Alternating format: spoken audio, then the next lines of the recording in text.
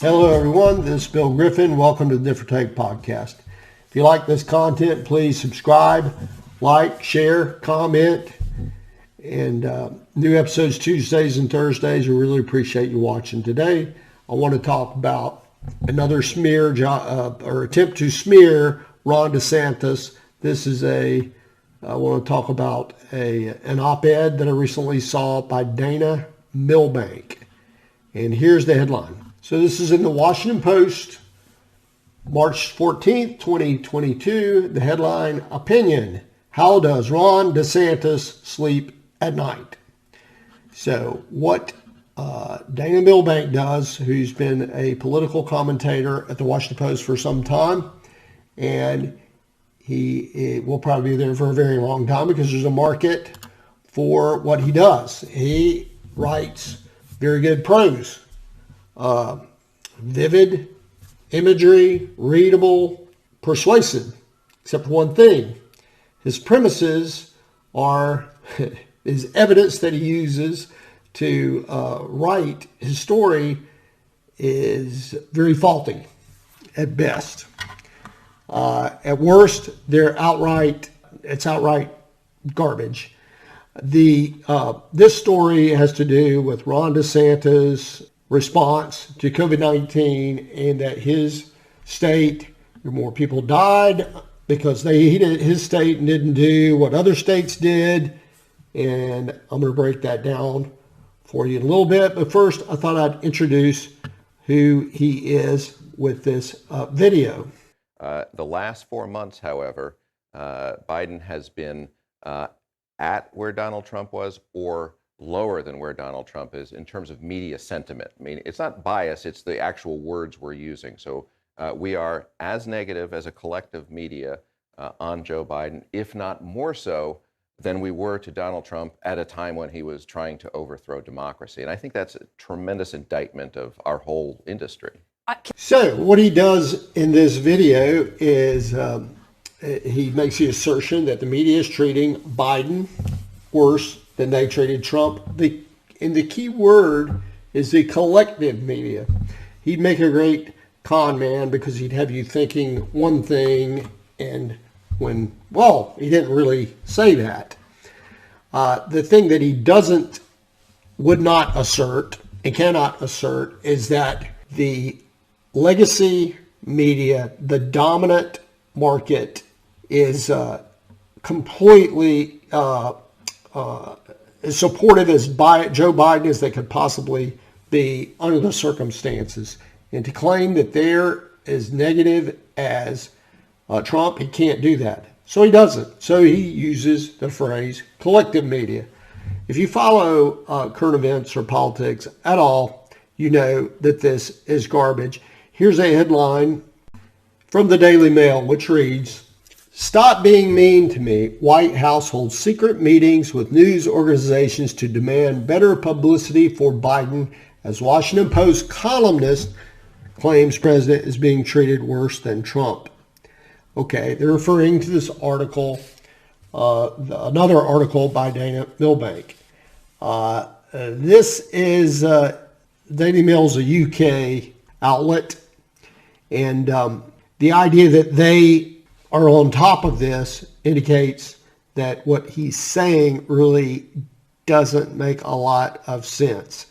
Because when he refers to collective media, he's referring to, people like myself and many, many, many others that are alternatives to the leftist mainstream legacy corporate media that we're all familiar with.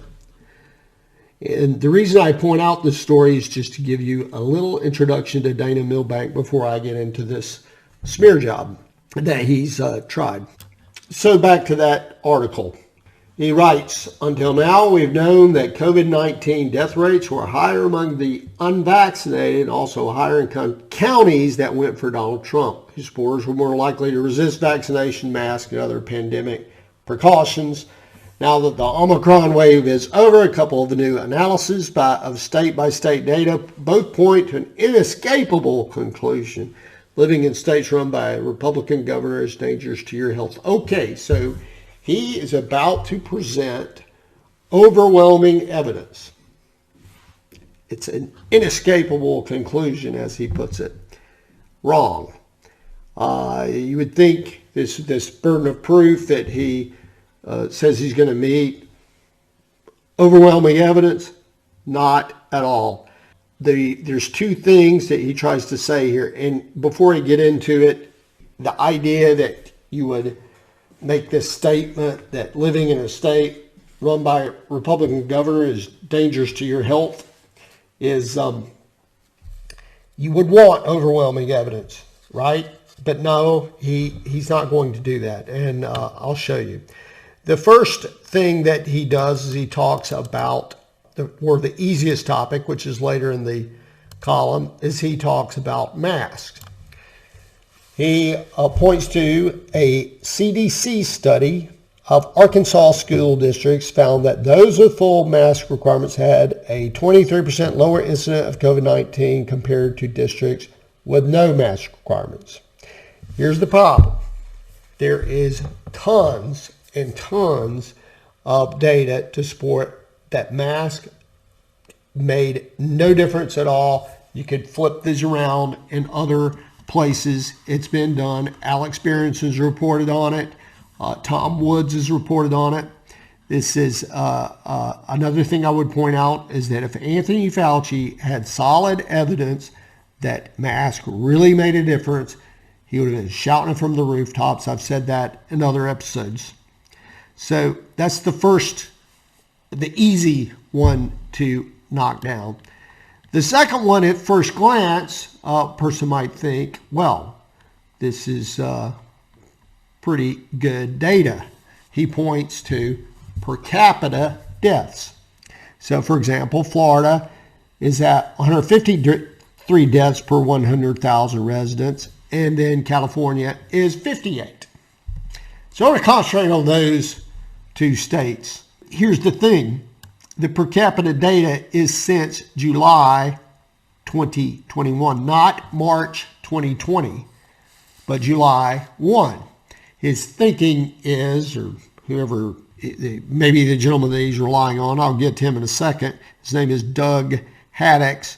The thinking is that is when the vaccines were widely available. The thing is that per capita death rates are quite different from March 20 till now. So he's only going back to July. There's several problems with using that metric. If you go through, for example, the percentage of vaccinated people, because he's saying, well, DeSantis didn't do a good job of making sure vaccines were available, or that the people didn't take them. They didn't force them to take the vaccines, and he left it up to their choice. The percentages really aren't very much different. So the difference in, for example, Florida is 78% with one dose, 66% fully vaccinated, compared to California, 82% one dose, 70% fully vaccinated. The thing is, what is the age of the vaccinated people? The high risk, the elderly people might be at a much higher rate than California, because California concentrated on making sure young people were vaccinated much more so than in Florida. There is also a huge difference in the population.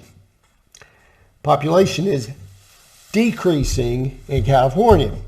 The last 10 years, California has lost a congressional seat because their population shrunk, even with enormous immigration.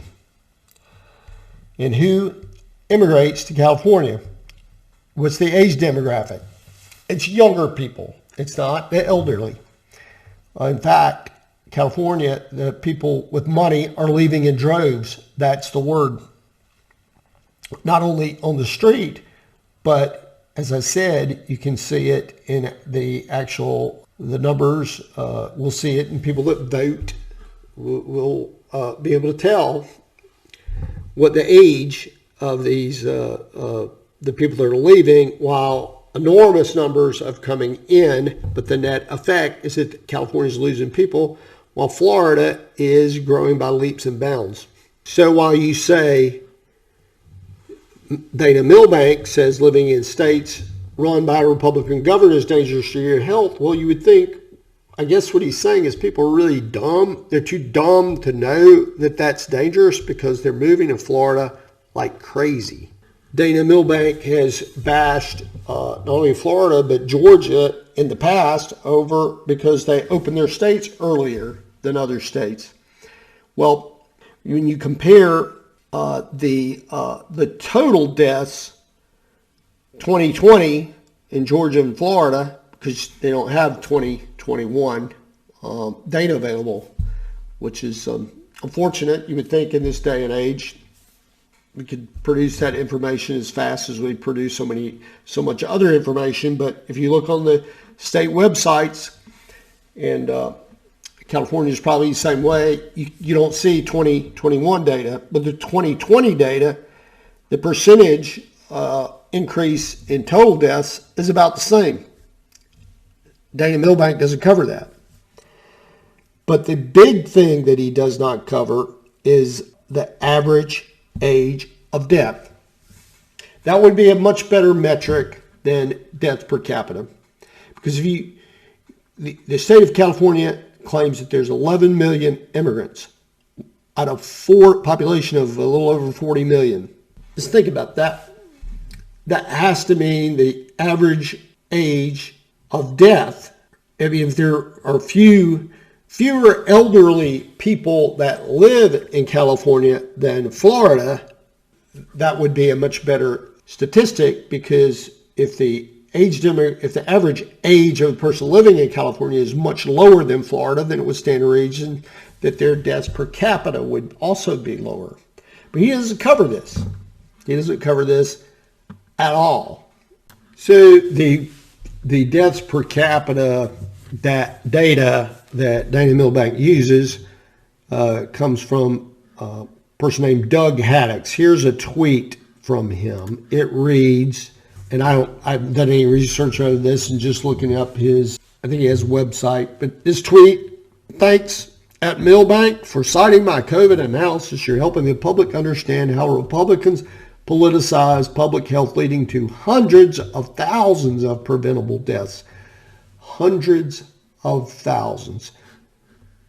There is no way that this data proved that that led to any deaths that were preventable by Republicans compared to what Democrats did. The vaccination rates aren't that much different. If you're going to prove this, you would show that the vaccination rates for age groups were worse in Florida than California. That would be the way to do it. But you don't do this. But instead, the numbers guy that Dana Milbank is relying on, the numbers guy refers to hundreds of thousands of deaths. So instead of preventing overwhelming evidence in his op-ed, he prevents really silly, easy to knock down evidence. It is not anyone's responsibility to prove that his evidence, or that this did not happen. The burden of proof lies with the plaintiff, Dana Milbank. He didn't prove his case. Dana Milbank has a history of doing this. This is from The Federalist. This is an op-ed written by Molly Hemingway. This is written in The Federalist, June 17th, 2014. The headline: Friends Don't Let Friends Read Dana Milbank. It goes as follows. Dana Milbank is a columnist for the Washington Post who serially exaggerates or distorts what he writes about. It's just what he does. This has been established so many times by so many people that it's disappointing to see his still given prominent perch in his paper and that people who made it past their sophomore year in high school take him seriously.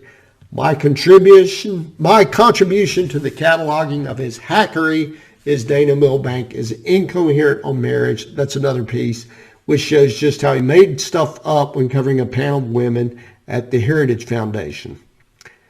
So, he has a long history of doing this. That was back in 2014. Another headline from Molly Hemingway, The Federalist, in June 17, 2014. I'm sorry, June 15, 2015, a year later. Headline, Dana Milbank is so dishonest, interviewees have to post their email correspondence to correct record. Now, this is the same person, but you can look this up on the internet, and there's a lot of people that made the same assertion. Her headline was just a little more appropriate, and that's why I picked it. Going on to another op-ed, which is in response to this. Ron DeSantis is a murderer and can't sleep at night. And this is a letter that I found that was written, a letter to the editor. This was written published March 22nd, 2022 in a publication called The Advocate. I believe this is in Baton Rouge, Louisiana. The op-ed goes as follows. The headline, How Does Ron DeSantis Sleep at Night, is so gaslit, flamboyant, and hyper-partisan that it takes all of a reader's fortitude to read the actual text. Milbank's kind of breathless and brainless writing signals that the Democratic Party and its journalistic minions must really fear the Yale undergrad, Harvard Law, military service record of a deeply popular governor. And she's referring to, the author is referring to Ron DeSantis. She said that a lot better than most people could, including myself. This is typical of a lot of political commentary where very poor facts are presented. Instead, evidence is picked out that supports their opinion, and then they go to town in a very persuasive way if you didn't know any better. Dana Milbank clearly has a following, but if you just look at the evidence that he presents in his columns, which he's done many, many times, and many times you wouldn't know that he's exaggerating if you weren't able to do the research, if you took it for granted. The thing is, I don't understand is how you continue to read this year after year after year when you know, or should know at this point, if you're a regular reader, that what he's saying is it's based on evidence that doesn't prove anything. It was a very flimsy case that he presented in this case, and the reason is obvious. Leftist media want to smear Ron DeSantis. They have a huge fear of him. Look at how many people have moved to Florida. It's not just the weather. There are many, many factors. That is just what we can expect to see for a long time to come. So that's my different take today. And really appreciate you watching. Please, if you like this content, subscribe, like, share, comment. I really appreciate you watching. Check out the other platforms that we're on. And thank you.